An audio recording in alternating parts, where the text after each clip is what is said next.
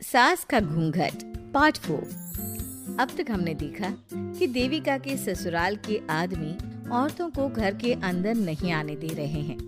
देविका उन्हें पुलिस में जाने की धमकी देती है, जिससे पूरे गांव में अफरा तफरी मच जाती है। तभी गांव का एक आदमी सरपंच को बुलाकर ले आता है। सरपंच उनके घर के बाहर का नजारा देखकर कहते हैं, जोगिंदर जी, ये आपके घर की औरतों ने कैसा हंगामा मचा रखा है। आपका घर तो संस्कारों की मिसाल था, लेकिन ये मैं क्या देख रहा हूँ, आपके घर की किसी औरत ने घूंघट नहीं कर रखा। सरपंच जी, हमारे घर की औरतों को इस देविका ने बहकाया है। हमने पहले ही इन सबको चेतावनी दी थी कि अगर ये घर से बाहर गई तो हम इन्हें घर में नहीं आने देंगे। अब ये देविका हमें धमकी दे रही है कि पुलिस को बुलाएगी। क्या पुलिस?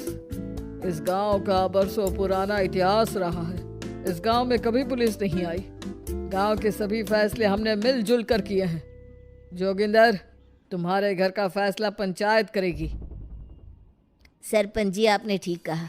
पंचायत दोनों तरफ की बातें सुने और जो भी फैसला पंचायत करेगी वो हमें मंजूर होगा। तो ठीक है, आज दोपहर को सभी गांव की चौपाल पर इकट्ठा होंगे और वहीं तुम्हारे घर का फैसला होगा। सरपंच वहां से चला जाता है। घर के आदमी घर के अंदर जाकर दरवाजा बंद कर लेते हैं और घर की औरतें वहीं घर के बाहर पेड़ के नीचे बैठ जाती हैं। तभी विमला कहती है, देविका बहू, तुम्हें भूख लगी होगी ना? नहीं माँ जी, मुझे भूख नहीं लगी, मैं ठीक हूँ। बहू, तेरा बच्चा छोटा है अभी, तुझे भूखा नहीं रहना चाहिए। वीना, सुजाता, जाओ पास में जो पंडित जी का बाग है ना, वहाँ से कुछ फल तोड़ लाओ। वीना और सुजाता पास के बगीचे से खूब सारे फल तोड़ कर ले आती हैं। सभी औरतें फल खाती हैं। तभी देविका कहती है, आप सब घर से बाहर निकली, घूंघट उतार दिया तो इन मर्दों की इज्जत चलेगी, लेकिन हम सब घर के बाहर भूखे प्यासे बैठे हैं। इस बात पर इन अहंकारी मर्दों को शर्म क्यों नहीं आ रही? हाँ देविका, तुम ठीक कह रही हो। अगर हम मर भी जाए ना, तब भी इन मर्दों के लिए इनके बनाए गए नियम कानून ही अहम रहेंगे, हम नहीं। सुजाता भाभी, मुझे तो सबसे ज्यादा सचिन पर गुस्सा आ रहा है। उसने मुझसे लव मैरिज की थी, क्या क्या वादे किए थे कि मेरा साथ कभी नहीं छोड़ेगा, और आज उसने मेरा साथ छोड़ दिया। अपने बच्चे को एक बार भी नहीं देखा उसने। देविका, वो शुरू से ही ना डरपोक रहा है, लेकिन इन सारी बातों को छोड़ो। मुझे तो इस बात की चिंता हो रही है कि पंचायत में न जाने क्या फैसला होगा। पता नहीं वो इंसाफ करेंगे भी या नहीं। वीना दीदी, आपको अभी भी पंचायत से इंसाफ मिलने की उम्मीद है? अगर इस गांव की पंचायत में सच में इंसाफ करने की भावना होती तो सरपंच जी अभी हमें घर के अंदर जाने देते। देखा नहीं कितना जहर उगल कर गए हैं हमारे खिलाफ। तो बहू, अब हम क्या करेंगे? पंचायत तो हमारे खिलाफ ही फैसला सुनाएगी। पहले तो हम अपनी सारी बातें रखेंगे। अगर ये लोग नहीं माने तो आपको वही करना होगा जो मैं कहूंगी। लेकिन एक बात आप याद रखना, किसी भी सूरत में हम झुकेंगे नहीं, क्योंकि हम सही हैं। देविका सभी औरतों को समझा रही थी। तभी वहां एक गांव वाला आता है। आप सभी को पंचायत में बुलाया है। उस गांव वाले की बात सुनकर सभी औरतें पंचायत में पहुंचती हैं। वो देखती हैं कि उस पंचायत में सारा गांव इकट्ठा हो गया है। बहुत सारी औरतें लंबे लंबे घूंघट करके वहां आई हुई हैं। तभी पंचायत की कार्यवाही शुरू की गई और घर के आदमियों से पूछा गया कि वो घर की औरतों को घर में क्यों नहीं रखना चाहते। हमारे घर की औरतें ना तो घूंघट उतारती हैं और ना ही किसी डॉक्टर से इलाज करवाती है, और हमारे मना करने के बाद भी इन सब ने घर से बाहर कदम रखा, हमसे ऊंची आवाज में बात की।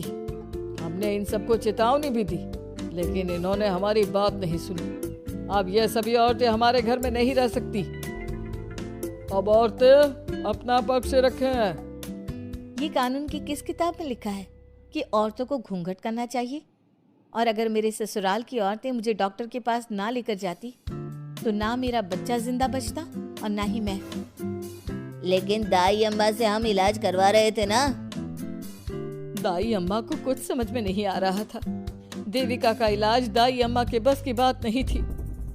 काफी देर तक दोनों पक्षों में बहस चलती रही। दोनों एक दूसरे पर आरोप प्रत्यारोप लगाते रहे, लेकिन दोनों पक्षों की बात सुनने के बाद पंचायत ने जो फैसला लिया उसके लिए तो देविका पहले से ही तैयार थी।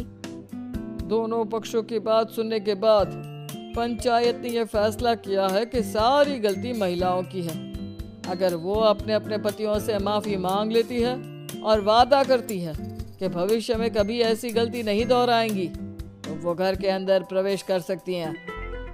हमें पंचायत का फैसला मंजूर नहीं है। हमने कोई गलती नहीं की जो हम माफी मांगे। पर किस बात का वादा करें हम?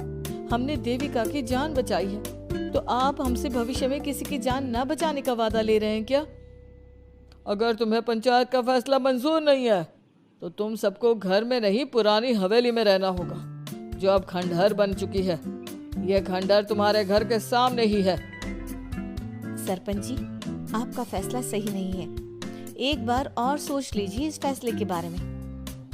ओ शहर की छोरी, 4 किताबें क्या पढ़ ली, हमें सही गलत का पाठ पढ़ाएगी? तुझे पता नहीं कि पंचायत का फैसला यहाँ सदियों से चलता आया है और लोग उसी को मानते आए हैं। अच्छी तरह जानती हूँ सरपंच जी। अगर मैं चाहूँ तो आपके इस फैसले को कोर्ट की चौखट तक ले जा सकती हूँ। पुलिस को बुलाकर अभी घर के अंदर जा सकती हूँ। पंचायत और घर के आदमियों की शिकायत पुलिस में कर सकती हूँ और अपने बच्चे को उसका हक दिलवा सकती हूँ। लेकिन नहीं, मैं ऐसा नहीं करूँगी। मैं उसी खंडहर में रहूंगी और इस गांव के आदमियों को दिखा दूंगी कि औरत खंडहर को भी महल बना सकती है, और वो भी बिना किसी आदमी की मदद के। सारे गांव की औरतें देविका की बातें सुनकर हैरान हो जाती हैं। उनका जीवन घूंघट और घर की 4 दीवारी के बीच में ही था। कोई औरत अपने हक के लिए पंचायत से भी टकरा सकती है, ये बात उन्होंने पहली बार सुनी थी। अब देविका घर की औरतों के साथ खंडहर में चली जाती है। माँ जी, ये खंडहर तो काफी पुराना है। भाभी, खंडहर पुराने ही होते हैं। मुझे तो डरावना भी लग रहा है। मैं डर की वजह से कभी इस खंडहर के आसपास भी नहीं आई, लेकिन मुझे क्या पता था कि एक दिन इसी में रहना पड़ेगा। ये तो टूटा फूटा भी पड़ा है। माँ जी, एक काम करते हैं, ये खंडहर तो काफी बड़ा है, इसलिए एक हिस्से की साफ सफाई करके उसे ही रहने लायक बना देते हैं। बाद में धीरे धीरे पूरा खंडहर ठीक कर लेंगे। हाँ बहू, तुम ठीक कह रही हो। विमला भाभी और मैं इस खंडहर के टूटे हुए हिस्सों पर मिट्टी और ईंटें लगा देते हैं। सुजाता और वीना, तुम साफ सफाई कर लो। सभी औरतें मिलकर खंडहर के एक हिस्से को सुधारना शुरू कर देती है और काफी देर तक मेहनत करने के बाद वो उस हिस्से को काफी हद तक अच्छा कर लेती है। और इसी तरह रात हो जाती है। सभी औरतें बैठकर बात करती है। माँ, हमने इस खंडहर को घर तो बना दिया है, लेकिन ये घर चलेगा कैसे? हाँ माँ जी, मैं भी यही सोच रही हूँ। और हम सब तो बड़े हैं, गर्मी सर्दी भूख कुछ भी आसानी से बर्दाश्त कर सकते हैं, लेकिन देविका का बेटा बहुत छोटा है, उसे तो हमें अच्छी तरह से पालना होगा ना। मैं भी यही सोच रही हूँ कि आगे हमें क्या करना चाहिए। कम्मो और मैं मिलकर मिट्टी का चूल्हा और मिट्टी के बर्तन बना देते हैं। कुछ दिन के लिए खाने का इंतजाम भी हो जाएगा, क्योंकि यहाँ पर खेत और बाग बगीचे आसपास ही हैं, कहीं से कुछ भी ले सकते हैं। पहले आप मुझे ये बताइए कि आप सब लोगों को आता क्या है? मतलब कोई ऐसा काम जिसका आपको शौक हो, जो आपने बचपन से किया हो। बहू, तेरी दिमाग में चल क्या रहा है? माँ जी, बहुत कुछ चल रहा है। बस अब हमारा सारा ध्यान इस बात पर होना चाहिए कि हम अपने लिए अच्छे से अच्छा क्या काम कर सकते हैं। आप सब हिम्मत से और समझदारी से काम लो, फिर देखना हम इस खंडहर को भी महल बना देंगे। इसके लिए सबसे पहले हमें आत्मनिर्भर बनना होगा। देविका सभी को समझा रही थी, तभी उसका बेटा रोने लगा। उसने अपने बेटे को गोद में उठाया और उसे चुप कराने लगी। अब देविका के सामने सबसे बड़ी चुनौती थी कि वो किस तरह से ससुराल की औरतों को आत्मनिर्भर बनाए और किस तरह से अपना घर चलाए। हमारे प्यारे दर्शकों, अब आप बताइए, देविका और घर की सभी औरतों ने अपने पतियों से माफी ना मांगकर सही किया या गलत? क्या उनका खंडहर में रहने का फैसला सही था? अब देविका को क्या कदम उठाना चाहिए, हमें कमेंट में जरूर बताना। हमारी कहानी को लाइक, शेयर और चैनल को सब्सक्राइब करना मत भूलना।